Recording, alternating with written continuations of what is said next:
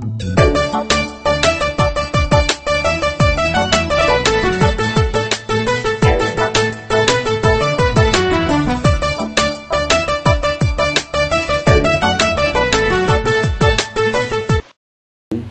والسلام على أشرف المرسلين سيدنا محمد وعلى آله وصحبه أجمعين.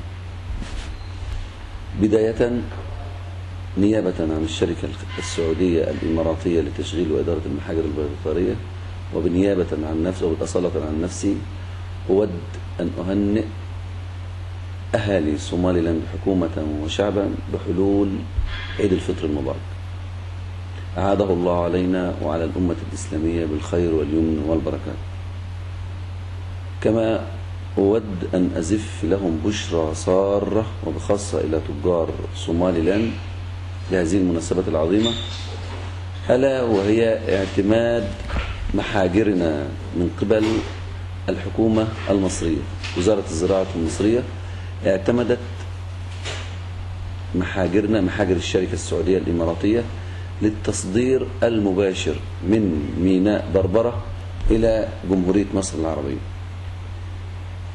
وكما اعتمدت جميع الحيوانات، يعني الأغنام والأبقار والجمال في آن واحد، وذلك نظرا للرحلات المكوكية التي قام بها مدير عام الشركة طوال شهر رمضان المعظم إلى جمهورية مصر العربية، حتى تقبل الله جهودنا وتفضل علينا بقبول المحاجر من قبل وزارة الزراعة المصرية،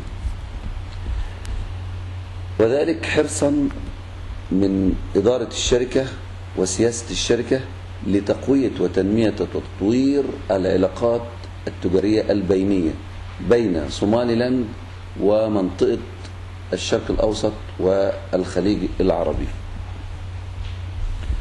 ونهيب وتهيب الشركة السعودية الإماراتية بجميع الأخوة التجار الصوماليين بالتواصل معنا والتواصل مع التجار المصريين والتنسيق معنا من الآن مباشرة من محاجرنا إلى جمهورية مصر العربية دون توقف ودون أي إجراءات أخرى. كما أود أن أزف إن شاء الله سيتم بعد وصول مجموعة من التجار اللبنانيين لحول الشحنات من الأبقار إلى دولة لبنان الشقيقة.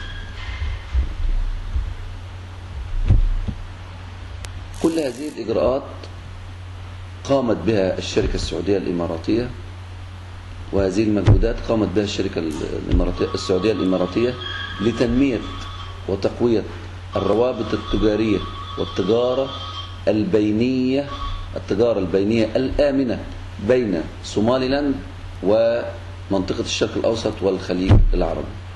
والسلام عليكم ورحمة الله وبركاته.